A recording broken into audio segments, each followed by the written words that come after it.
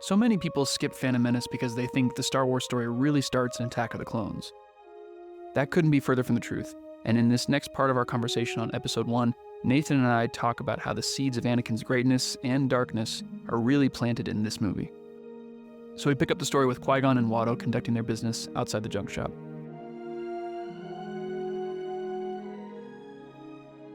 Well, how would you introduce this scene, my friend? What I like about this scene is it's, in terms of the plot and how far we've come, this is the first time we've seen the Jedi fail at something. This is the first time where there's a roadblock in the Jedi's way. Qui-Gon tries the Jedi mind trick and it doesn't work. And so he realizes, okay, the solution I would normally have for this problem isn't working. We're going to have to find something else out. And so it opens up this new opportunity in the story for, okay, we need a new source of help. The Jedi were helping us, and now they've actually reached their limit in this case.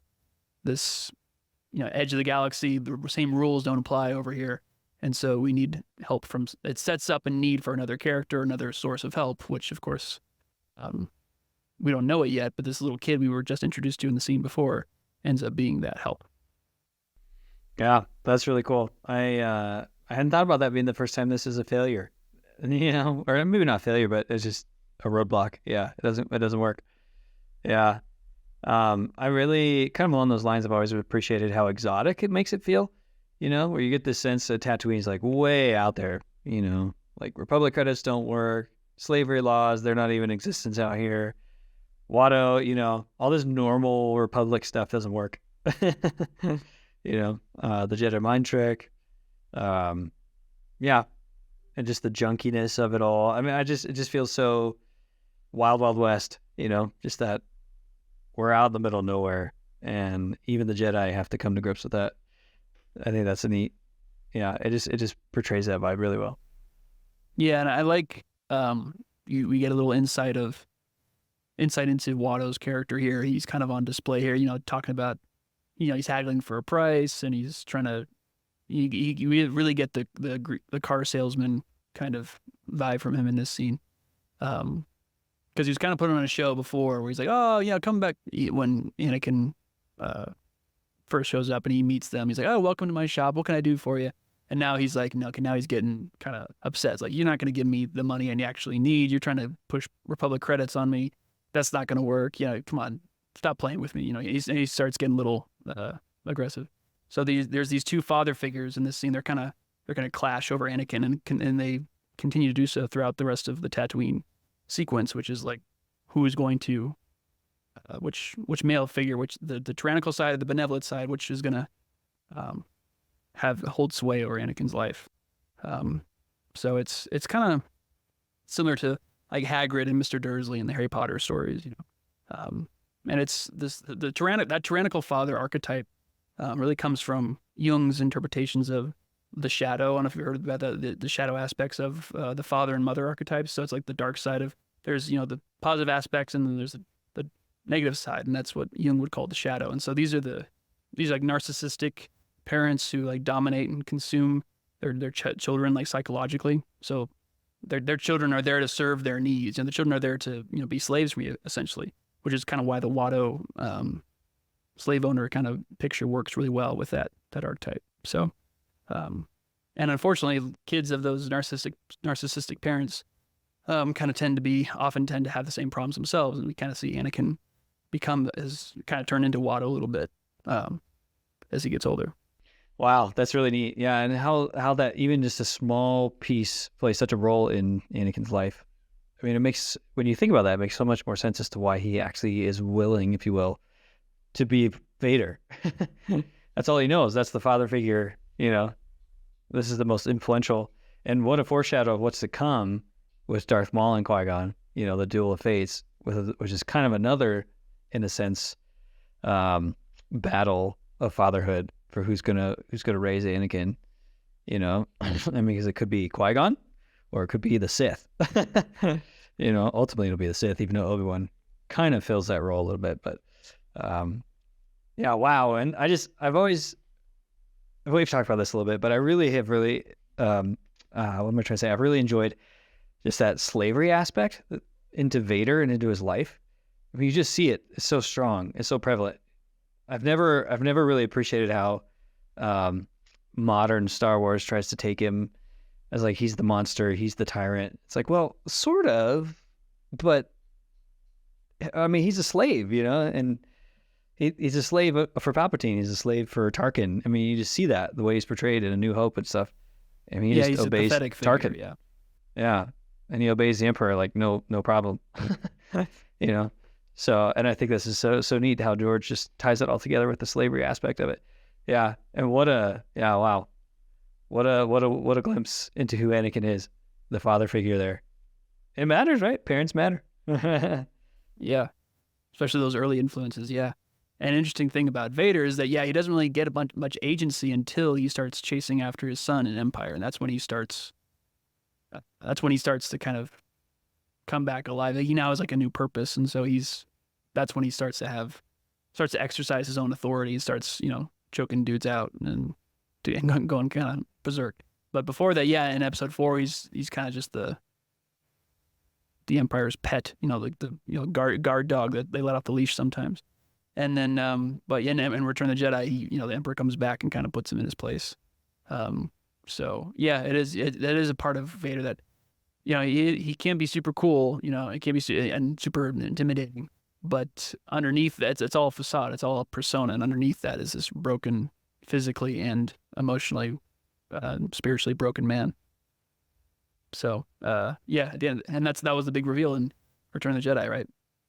That the most evil, most terrifying villain you could think of is actually just this shell of a human that you actually feel bad for and you kind of pity at the end. So yeah, it's you always have to keep that in mind because Darth Maul doesn't have that aspect to him. Dooku doesn't really has this different arc to him, but Vader has this very, very tragic side to him. As terrifying as he can be, you always have to have both of those thoughts in your head that he can be incredibly evil and terrifying and awful, but there is this tragic side to him as well that you don't want to. You need to keep that in mind because it's what, at the end of the day, it's what allows Luke to have compassion for him and to save him. Is he sees this poor man that's trapped in there. So, and it's so neat to see that all overarching, from here, Episode 1, all the way to Return of the Jedi. It's just that's the story. Yeah, and it makes sense as to why Anakin spends so much of his life trying to become free, trying to become the master. Because I mean, we see that in Episode 2 a lot, where he's like, "Obi-Wan's holding me back. What's going on? And I'm better than this." And he wants that control. I mean, we see that as such a part of him, and it makes sense. If your father was controlling, I mean, here obviously Watto is the father role, controlling power. I mean, that you can see why that's tempting to Anakin. I want to be free. I want to be the master. I'm tired of being the slave. I want to, yeah. So I don't know if that's how much that plays into George's stuff. I'm looking forward to learning more about that, but it's definitely important, I think. And it's just a really long way of me saying, wow, I think it's so cool to see that right here in even just Watto's influence in this character. Because growing up, I always thought Watto was cool, but I didn't think that of him. I didn't think like, wow, what's his influence on Anakin or, anything like that. It's just, it was just like, hey, there's this cool flying blue guy. So, but it's neat to see the deeper meaning behind him. So I really appreciate that. Okay, so can I ask you a fan question here? Sure. Okay, so this has been a topic of debate in modern fandom. Watto here says he recognizes a Jedi, right? He says, "What do you think? You're some kind of Jedi waving your hand around like that?" So this is a backwater, middle of nowhere town, right? We're meant to think that. I've always had the impression in George's Star Wars that the Jedi are kind of well known, even if people didn't know all the logistics or how they functioned or what they believed, they were at least people knew of them. And I think Watto displays that here. But Disney has been really portraying this as like, by the time they hit the sequel trilogy, even by the time like Rebels and stuff, the Jedi, like people don't know of them. They're this, stuff of legend. They're like people don't talk about them. They're, there's just this sense of like, what? I don't know what you mean when you mean Jedi. What's your take on that, or have you heard what George has said on that? Like how well known the Jedi are across the galaxy?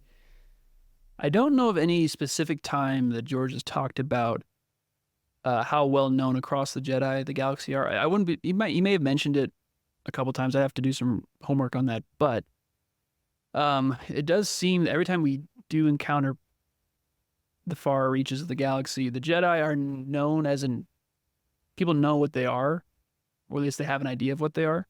But it's not like the Jedi are famous. They're not like celebrities. They're not like people don't know who Anakin is. They don't know.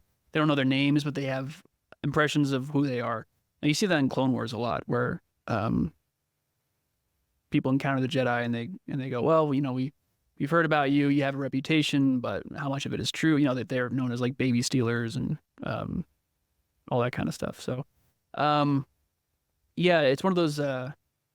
I know there was a discussion. It's probably tied to the one you're talking about in the fan base of like, what are the Jedi? How come no one in Episode 4 like remembers who the Jedi were, or why? And I don't think that's true. I think they do. They just acknowledge that, like Tarkin says, you are all that's left of Jedi to Vader. So you're all that's left of their religion. Well, whatever the Jedi were, the closest thing we have to that now is you. So it's not that I don't think that they've forgotten the Jedi. It's not that they're this kind of mysterious. It's more just that they're at that point they've been wiped out and they were, branded traitors to the Empire. And so I think people just thought, well, they dealt with that. So moving on, the galaxy doesn't. It's not so much that the galaxy doesn't know who the Jedi are; it's just that they probably just don't care as much about who they are. That's not important to them, because they don't really see them very. They're not going to encounter a Jedi. George has talked about that they're not. At least I think I should be careful. I don't know for sure he said this, but I know he's talked around the idea or about the idea that the Jedi are not this very, very common thing to see. And the galaxy is huge, so not everyone's going to have run into a Jedi, but everyone has kind of heard of them, I think. So I'm not sure if that answers your question. I haven't really looked into that discussion that much, if I'm honest, but I don't think George has said anything as far as I know about the Jedi being, like mysterious or legend, people not knowing what the Jedi are. I think it's the idea that they have heard of them, and we see that in the movies. People like Anakin knows about the Jedi, Watto knows about the Jedi, but do they know how they work? How the actual logistics of what the Jedi Order does? Probably not. They just know the name, I think, and they've heard stories about them, probably. Yeah, that's always been my impression, and I think you see that here. Yeah, with Watto recognizing he knows exactly who they are in the sense of like you do something, wave your hand, and I know what a Jedi is in general. And yeah, same thing with Anakin. Yeah, laser sword, and yeah, things like that. And that's always been my impression. I mean, I'm kind of like that. I mean, you and I grew up in Colorado. I live in Wyoming.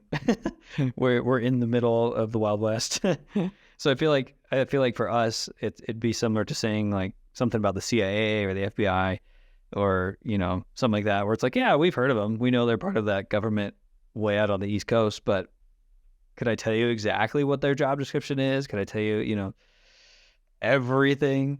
Yeah. Do I know them personally? No. And I feel like it's kind of that way.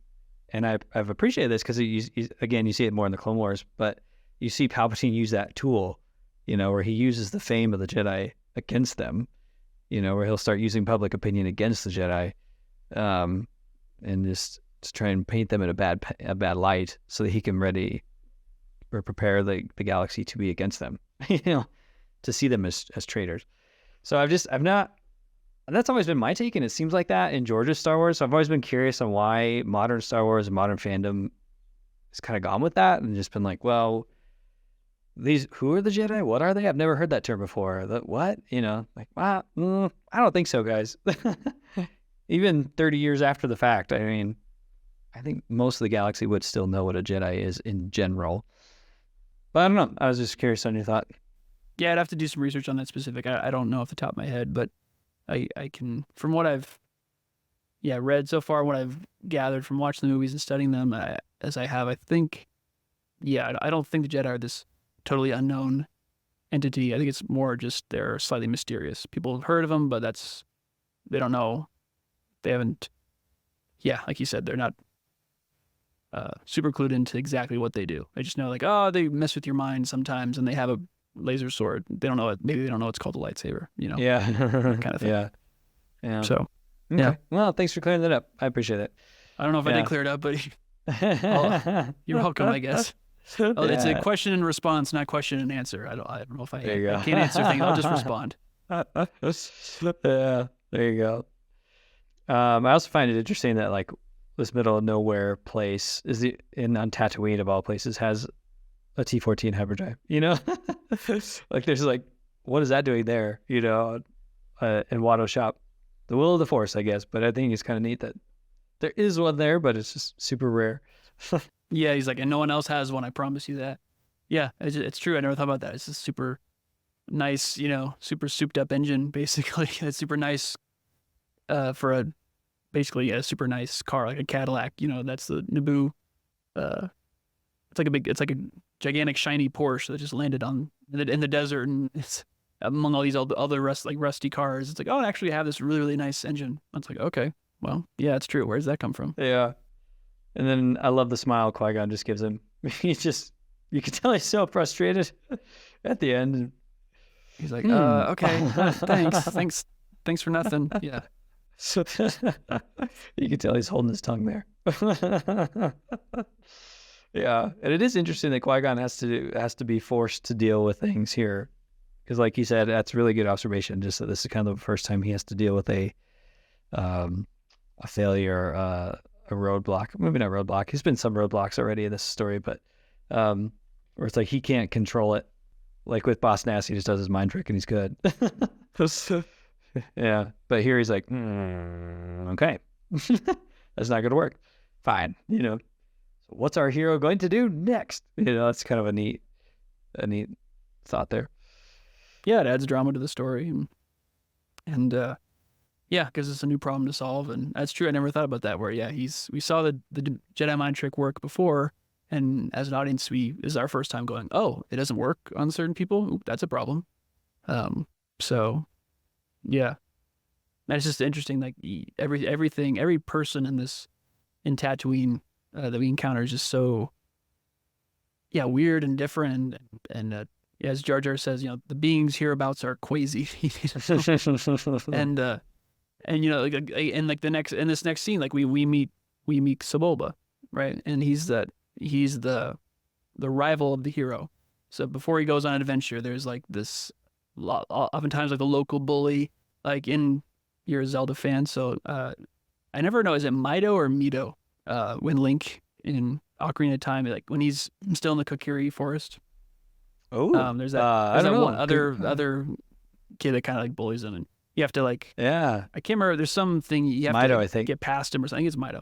Anyway, or again with Harry Potter, like Draco Malfoy and Harry Potter, there's these rivals that they're not the main villain, but they represent again, like Sebulba represents what's wrong with the society around him, and he's also there to give you something to measure Anakin against. He's a shadowy counterpart to Anakin. He's also a racer, but he's alien. It's alien versus human. He's a slave master, and Anakin's a slave. So you have this bad versus good thing going on here, where it's this is what Anakin, part of the society he's up against, and this is what he could very well become in this society, but he chooses to be, at this point, it got a nice moral compass as a kid. He's heading in the right direction, and Sebulba basically personifies everything that you as an audience want Anakin to conquer, right? And Anakin wants to conquer it as well.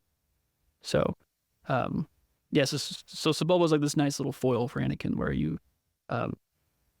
they're kind of mirrors of each other, like a darker, shadowy reflection of them. That's cool. I never thought about that. Yeah, that's really neat.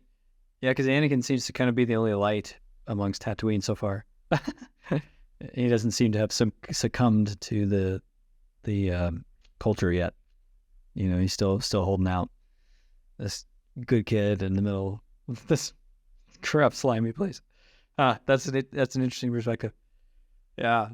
What are your thoughts on the closing scene with Anakin and Padme here and Jar Jar? Well, Jar Jar's just being Jar Jar, and so he's just doing his thing. Yeah, and again, it's that parent-child thing, like Jar Jar, we're leaving. Come on, stop messing around. It's totally like a parent. Like, put the toys down. We got to go. Yeah. But I told you not to touch those. And is it this scene? Is it where Anakin says like it wouldn't have lasted so long? It's like he's mid-sentence. He's like, wouldn't have lasted so long anyway if I wasn't so good at building things. It's funny because like you get these little glimpses of his, what will eventually become pride and selfish and a little too much self-confidence, where he's like, I wouldn't be so good if I wasn't so good at building things. It's kind of endearing and cute at this phase when he's a kid, because it hasn't really been used in a bad way yet. But we'll see that a lot of times in this movie where there's this confidence he has that seems unearned at this point, but it's kind of endearing and it's kind of cute at this point. But that turns into a big pride issue later on. That I know he's like, I'm really ahead of Obi-Wan. Like everyone's holding me back. I should be, actually better than everyone else. I need to be. What did he in episode 2? Obi-Wan's like, you rival Master Yoda as a swordsman. He's like, I thought I already did. He's like, only in your mind. Like Anakin is, it gets to an unhealthy level. That's just a quick little glimpse of that, maybe in that. Maybe not. But when I heard that scene, it's like, wow, it's kind of a bit of a brag, bit of a boast there. Yeah, I would never have thought about that. Yeah, that makes sense. I don't think, which is silly of me, but I've never thought like arrogant or Anakin is arrogant, is prideful, but it really is. Confident, overconfident. Yeah, especially in episode 2. Yeah. Yeah, episode 2 is the worst of it. Yeah, well, the worst of it is episode 3, but yeah, it's interesting. Episode 1, he's heading in a good direction, and then Palpatine's introduced and starts steering him in a bad direction. And then Padme kind of comes into the picture at the end of episode 2. They get married, and he gets steered in the right direction again. And Obi-Wan and Padme steer him in the right direction. They keep helping him, and the Jedi are supporting him. Ahsoka helps do that as well. Yoda uses Ahsoka to help point him in the right direction. And but episode 3, Sidious makes the big move that ruins it. But yeah, so episode 2 is probably like where he's he's on the worst trajectory. Episode 2, but here, yeah, he's doing good. It's just right now, it's just a cute little kid. Like, oh, he's cute. He thinks he can. What does he say later? I can help. I can fix anything. Again, it's like he's being helpful, but that mentality of I can fix anything, that sticks with him. And when he finds stuff he can't fix, the big stuff like his mom's death, then that starts to twist and deform into this very, very bad mantra that he has in his head. Like, I can fix anything. I should be able to fix anything, and I will fix everything that needs to be fixed. And yeah, it turns into power hungry. How did I miss that? Power hungry Vader. So yeah, I don't know how on earth I missed that. That makes so much sense. Oh my goodness, man, that makes so much sense. And that's like a major theme is how he got to the dark side. Yeah, like it's so, and people say about how episode 1, is unnecessary. You can just start with episode 2, and like no. Like it all starts here. Like there's like little things like that. And when I was watching this a couple years ago for the first time, like really looking at it and studying it, I noticed these things like, oh, there's so many seeds planted for Anakin's story, like his downfall here, that it's super necessary to see where it begins. But yeah, we should. I'm sorry, I'm rambling, but we should get into those. There, a lot of them are in these next few scenes. You'll see. Yeah. But and then Anakin said, you asked me, and I still haven't really answered your question. Anakin and Padme. This is great. What she says, glad to have met you, Anakin. I was glad to meet you too. That's all. That's the only exchange, right? That's all they say. Pretty much, yeah. And Padme gives him kind of this look. Again, one of the first smiles we've had from her so far. We don't really see too many smiles from her. Definitely up to this point. But Anakin brings out that smile. So yeah. Yeah, he has this impression on her. He leaves that little kid. It's like, okay, she's like, this is kind of a rough area. I'm not used to this planet. This is very different from Naboo, but there's a little bright spot here. This kid's got amusing out. She definitely doesn't really know what potential he has. She doesn't know that all their fate is about to be placed on the shoulders of this little boy. But yeah, I think it's definitely no mistake. He's the only human we've seen so far on Tatooine. Like we've seen Watto, we've seen Sebulba, all the weird alien creatures. The only human characters really are Shmi and Anakin. And so of course those are the people that we recognize again because it's we're humans are watching this, and so we're gonna look at the humans and go, oh, those are appealing to look at because they look like us.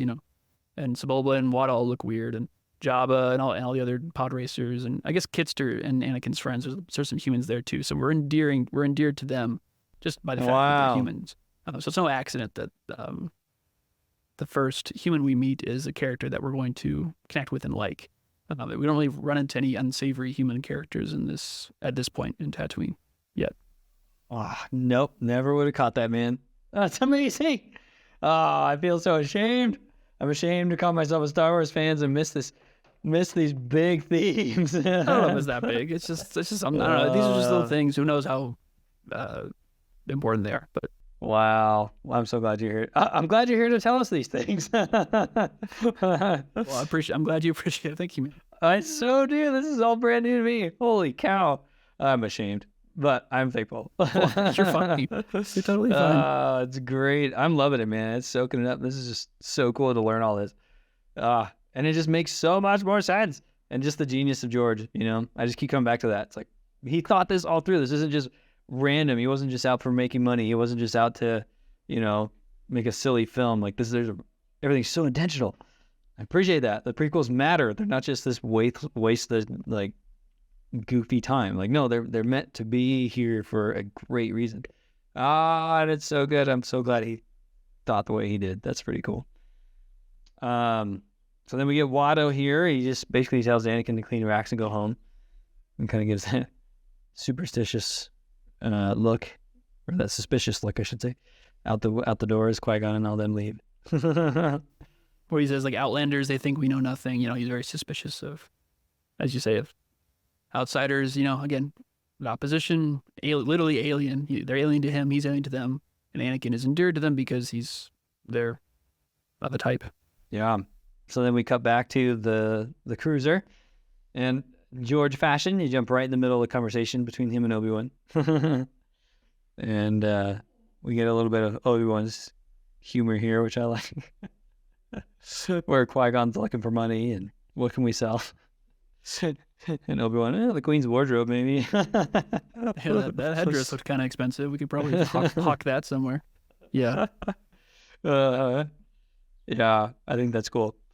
Yeah, and this scene is cool. It hammers home the point that we've hit our first like major roadblock. Like you said, we've had hiccups before, like the droidekas. Those are annoying, so we had to find another way to get off the ship and all that stuff. But this is the first time where the Jedi really have nothing. Like this is a problem that actually only money can solve. Short of like stealing it from Watto's shop, which they're not going to do.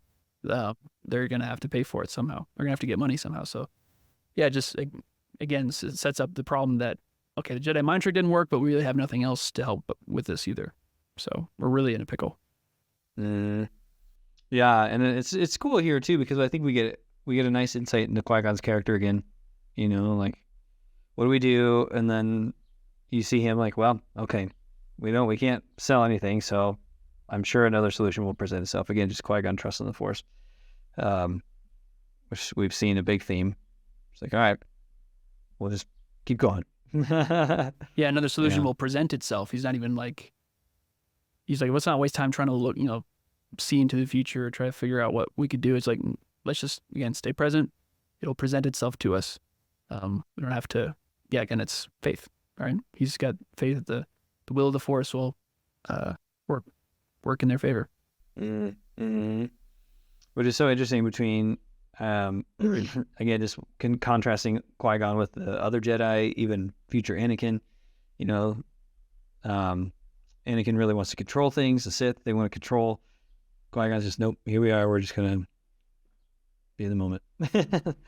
Yeah. Not that it's passive, but yeah, it's just trusting it, which is such a contrast. Yeah, he's keeping his eyes open, right? He's looking for an opportunity. He's always looking for opportunities in the moment. And of course, as soon as Anakin, in this next scene where Anakin saves Jar Jar from Sebulba, Qui-Gon notices that. He gives Anakin that look. He's like, you're interesting. So this is a random question. I'm watching the scene here. Is there any significance, you think, to the background being all red when Obi-Wan is in the ship? It's just, the lighting's really red. I don't know if there's anything to that, or if it's just kind of like, hey, the ship's off. You know what I mean? Low power mode. the ship. Yeah. Yeah, that's he's in the cockpit if I remember right. I think the cockpit kind of has a reddish hue to it in general. I feel like I this is off the top of my head and after from watching the movie a million times as a kid. I think when they first like leave Naboo and they get to the cockpit, it's kind of everything's kind of red in there if I remember right. It might just be like it could usually in especially in aircraft or spaceships it usually means alarm. It usually means like things are bad. But that might just be if I remember right. I feel like everything's just kind of orange and red in there. Um, Yeah, I think you're just right. by I didn't default. catch that. Hmm. But I forgot that he was in the cockpit. I thought he was in that little hyperdrive room, but no, I guess not. I think you're right. I think it's cockpit. yeah, I think if I remember that shot in the background, you can see pilots or something. Can't remember exactly, but yeah. I don't know. I mean, color. Obviously, that was a choice to make that color. Not there might be some deeper significance to it, but obviously nothing super deep. Um, it's not like a huge pivotal scene or anything, and not. But I don't know. There probably is some reason for it. I don't know off the top of my head though. But good catch because that could it's good to be looking for colors like that. So it's a good thing to take notice of because a lot of times they do have, especially in pivotal scenes, the color of the scene will really really have an importance. Like in Bespin in the carbon freezing chamber, it's those bright reds or oranges and blues, right? Like it's the color there is really really it doesn't really have much practical purpose other than just it gives you this moody atmosphere for this sort of like dream, almost like nightmarish, hellish place for this fight to take place in. Um, so that there at that point, of course, the color is intentional everywhere because they had to design everything. But in scenes like that, it's very important. So it's obviously always good to keep an eye out for color like that, especially red.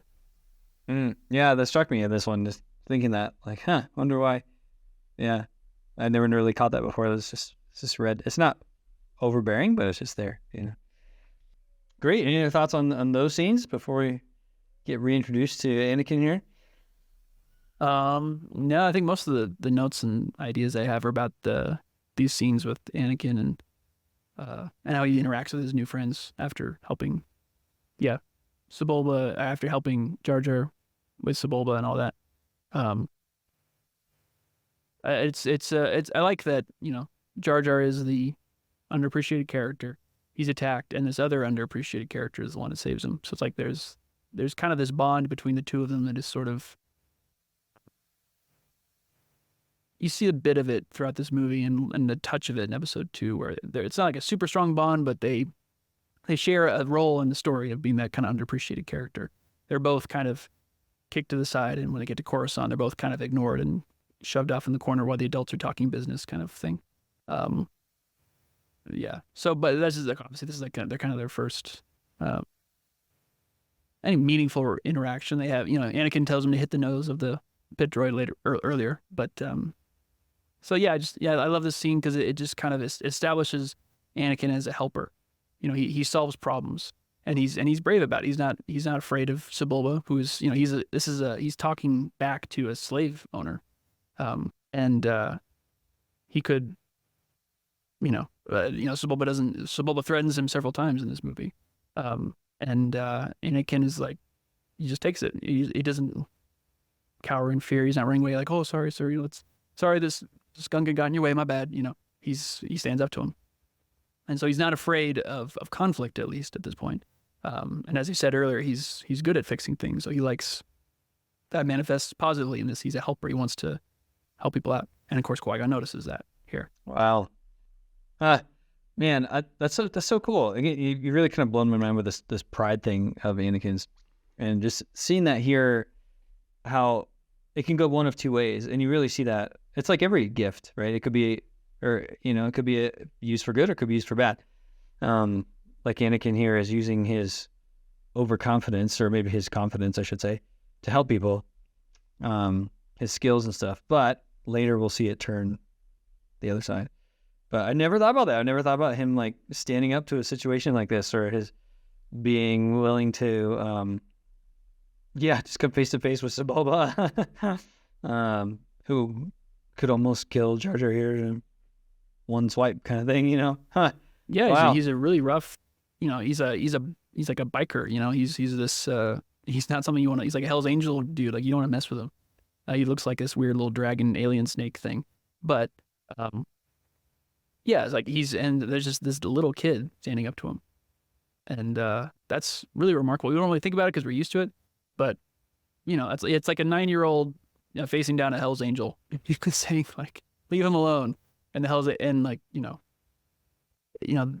Sebulba's not going to do anything to him because he's not his slave. So Anakin does have that little bit of an advantage there, where I think it's what he says, like if you weren't a slave, I'd squash you or something. I can't remember exactly what he says, but so Anakin does have that little bit of that leverage there, but still, that's a heck of a thing to do when you're 9 years old, So clearly this kid's special, and Qui-Gon notices.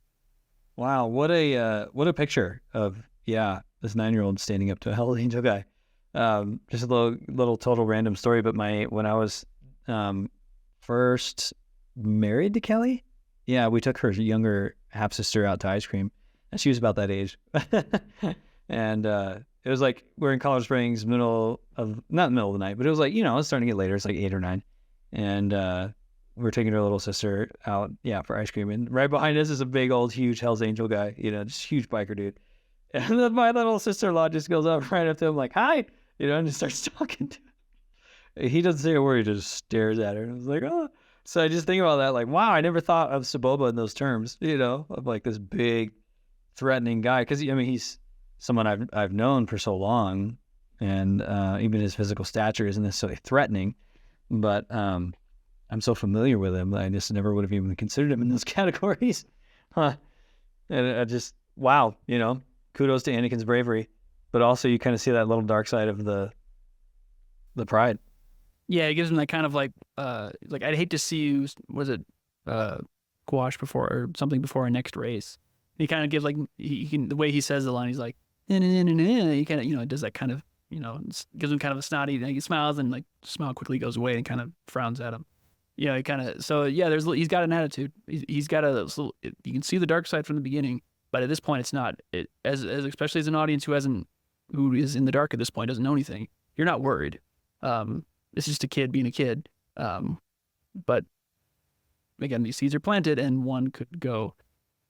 They both end up being watered. The good part of him is in the bad part, but eventually one gets all the attention, and the dark side of it gets fed more. But there's a lot of subtle things in these first few scenes with Anakin for sure.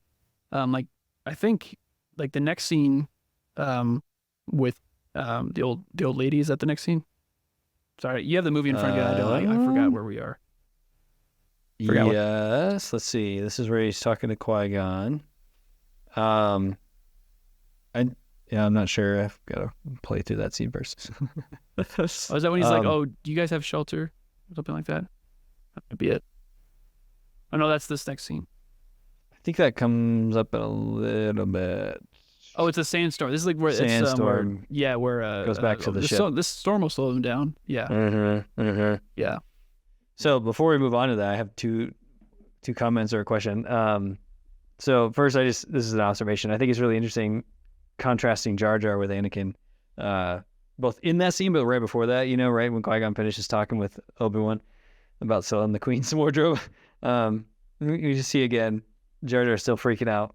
He's the anxious one. He's, wow, we're going to be robbed and crushed. And this is horrible. These people are crazy, freaking out. And I always really appreciated Qui-Gon's line, like, we don't have anything of value.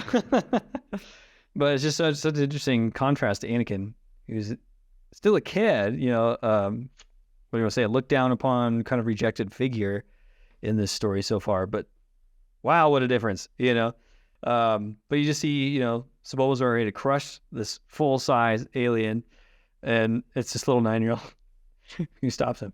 Like, oh, wow. Yeah, so what a contrast there. And then I have to ask you about Quinlan Vos, because this is where we first see him here. So do you have any insight into that? Because if I remember right, George, he was a background character originally, but then he liked him so much he turned him into a Jedi. Or tell me the history with Quinlan Vos there. Yeah, how should we think about this? I'm pretty sure this is the first appearance of that character. Well, sort of yes and no. So he's originally just a background character, just one of Sebulba's buddy or one of the guys just at this restaurant or wherever. I can't remember exactly where they're at, but he I think what happened was, I want to say his name is it John Ostrander? I might be pronouncing that weird. It could be totally different, but I guess liked the look of the character, and so he created the whole Jedi character around that look, that alien species, like the little yellow stripe across the face and the big thick like dreadlock hair. And I don't remember exactly if it was meant to be that particular guy who did show up in Phantom Menace or just someone of his species or that type. But he became a big character in the comics in the 90s and 2000s. And his arc was this Jedi who flirted with the dark side and actually kind of went over there pretty close. I think kind of sort of like fully went over there. Like during the Clone Wars, like he became like an agent of Dooku and all that. And that was kind of played up in, well, I'm jumping ahead of the story. Lucas saw him in the comics and liked the character. You know, Lucas is just usually peripherally aware of the EU stuff, the Legend stuff, but occasionally he sees a character that he likes.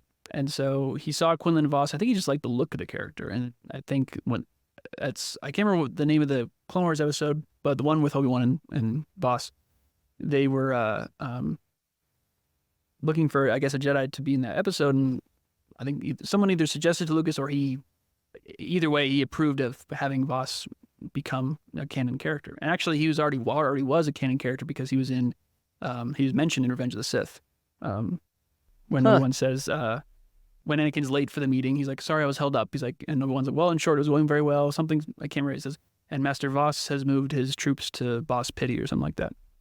Oh, wow. So he's mentioned there. And so I know that there was those Clone Wars arcs that were planned with him and Ventress that turned into Dark Disciple, right? And I'm pretty sure,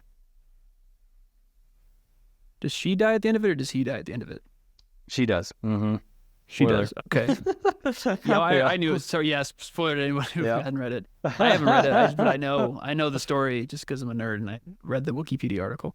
But it's a good book.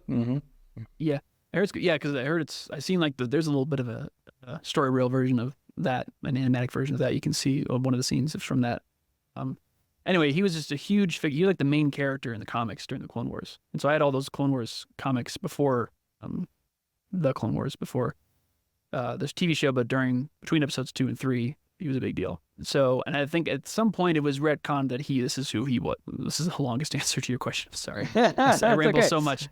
But at some point it was retconned and established that it was established that he was the guy at the bar there at the table. I'm not sure how quickly that was decided upon. And again, I don't know if the comic character was originally going to be that guy or just a guy that looked kind of like him. So I'm not sure exactly the specific, the very, very first part of the origin. I'm not sure, but the rest of the story is a little easier for me to remember, and it's more well documented. But so that's basically all I know about Quinlan Voss at this point.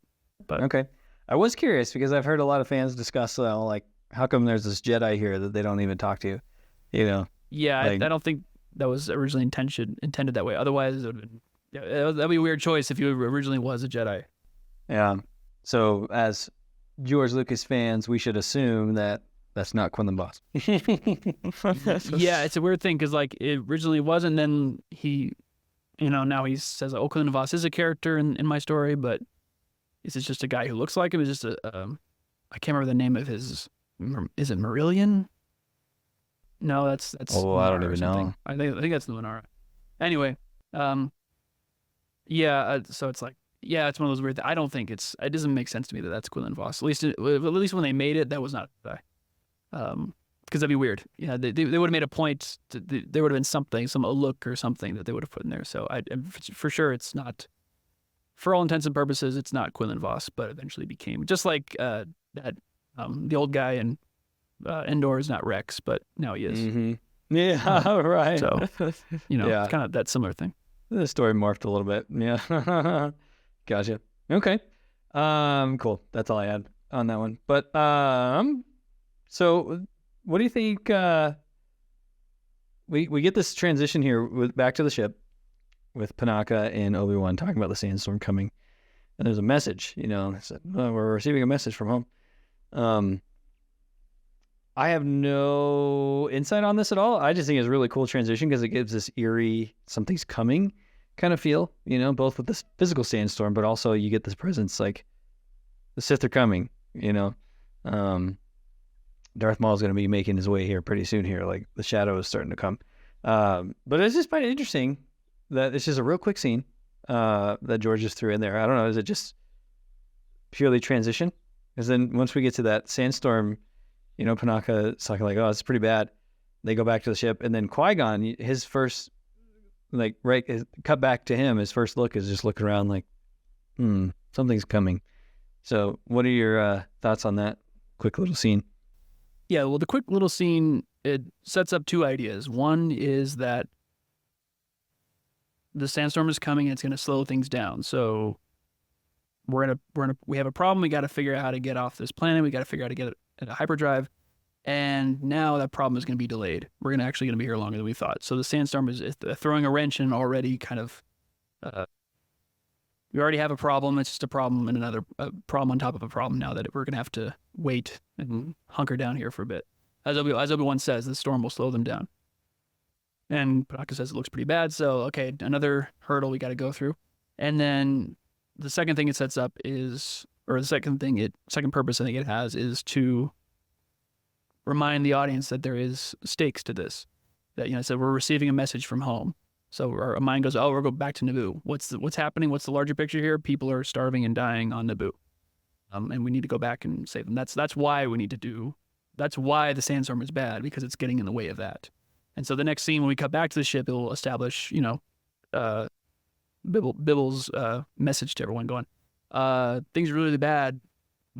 Please tell me, give me some information. Please let me know that we're going to be helped soon, And so it's constantly, every time you cut back to the Trade Federation and the Sith or any kind of Naboo, it's keeping the underlying threat fresh in the audience's mind, because Tatooine can very easily feel like a detour, and it often is in Star Wars. It's often that place I talked about this before, but it's the place where we get waylaid. It's the pit stop that we make off the side of the road. And then we'll get back to the main story later. But every time we do, it's very important that we do. But in order to keep the audience engaged and remind them, okay, this is what the stakes are. So you cut back to the Trade Federation or the Sith. Because it can be easy to get wrapped up in, Sebulba or, pod racing or Watto. It's like, those are small potatoes compared to what actually is happening. The pod racing has its own stakes in and of itself, but the repercussions of the outcome of that race, whether Anakin wins or loses, could mean more people dying on Naboo. So these little cutaways scenes always kind of just pull you back in. Remember, okay, this is how we got here. That's right. This is what this is about. This is what the stakes are. That's cool. Yeah, it's good to hear the thoughts from like what George is trying to do there. Because the only credibility I have to comment on any of this is just stuff that I'm an audience member, so like stuff I'd read into it. Well, so am I. I'm not George. Yeah. So, this is all just what what I think, but who knows? Yeah. What do I know? But a lot what he said and kind of his goal and stuff. But yeah. So then we cut back, and now we're here to the old lady. So you were gonna comment something on this scene with her, and yeah, there's I don't know if you've seen it, but there's a longer version of the scene that's deleted, but you can see it on the bonus features. And I really love this scene. I understand why, because it's not necessary, but to me, it just hammered the point home more.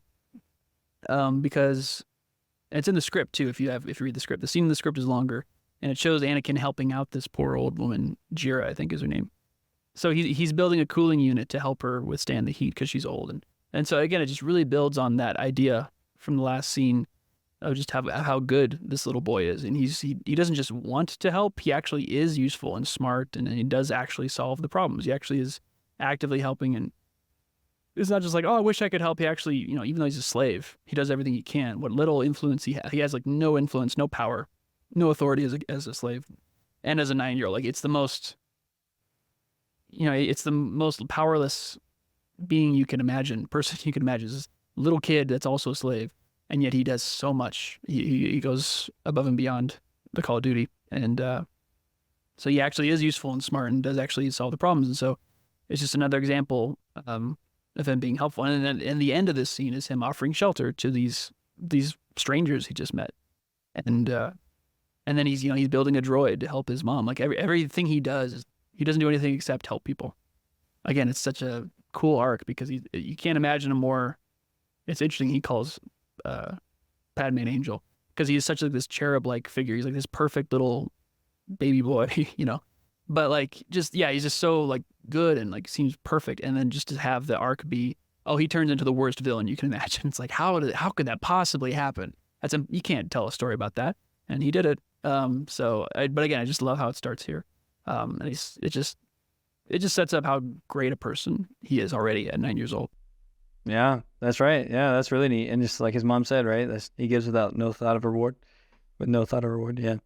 And I remember I read that in that archives book this week, how George said, like, this is the story. Star Wars is the story of how a good person can become evil. And that's essentially how one of the ways you could summarize Star Wars. And I just thought, man, that's so neat. That's so neat. Because it's, our culture, our what do you want to say? Most entertainment is the exact opposite of that. We like watching how the wicked become good. Not necessarily. And we definitely get that in this story in Star Wars, but we also, not very many stories focus on how the good become evil. And it's just, it's a neat, unique take on a storytelling. Well, yeah, because it's tragic, because no one that's a downer of a story. No one wants to. That's backwards. You go from bad to good. You don't go from good to bad. And of course, that's not the end of Anakin's story, but it is a necessary part of it because that's real life. Even though it's not the stories we want to hear, it's that which is pure and good falls into disarray and becomes broken very easily. Anakin, he literally shelters people from the storm in this case, the sandstorm. And eventually he becomes the storm that people shelter from. Like he becomes the thing that people run and hide from. And so it's like you need both sides of that to get the full picture. You need to see the good become bad and then the bad become good, which is why, ending with Return of the Jedi is just such a great way to end. And so, to me, it's funny to me that people watch these movies 4, 5, 6, 1, 2, 3 a lot of the times when they're watching them for the first time. Like, that's such a horrible ending to end with Revenge of the Sith. That's such a downer.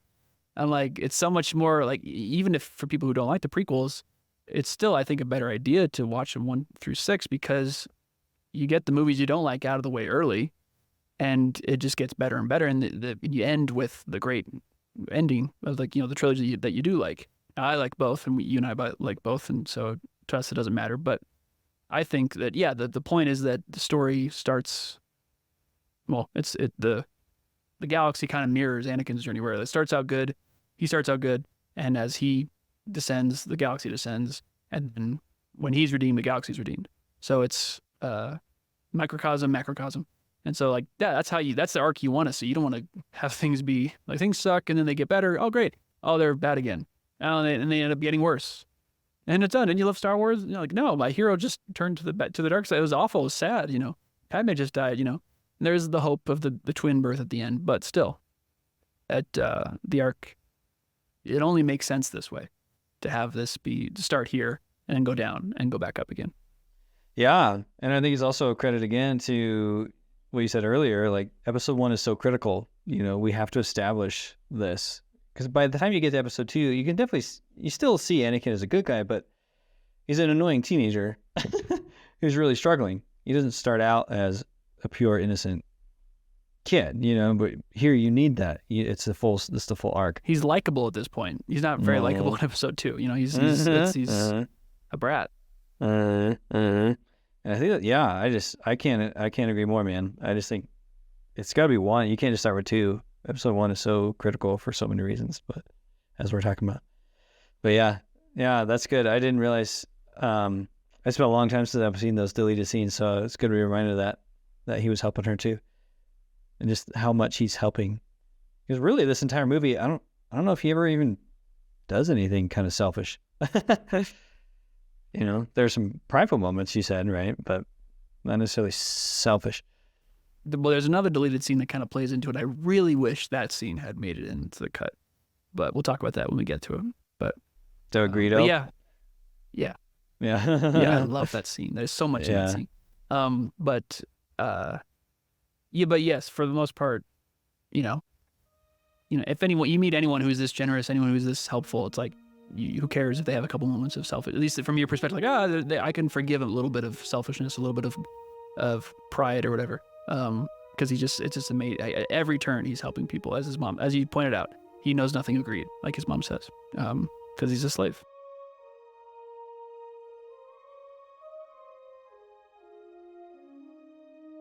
That's it for now.